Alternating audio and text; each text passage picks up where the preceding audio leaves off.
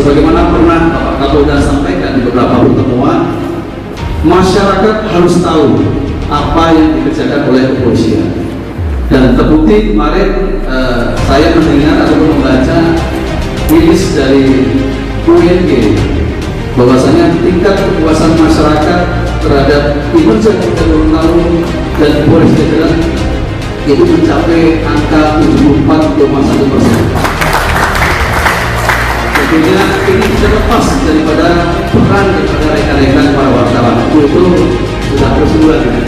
Kita berikan tepuk sekali lagi untuk para wartawan.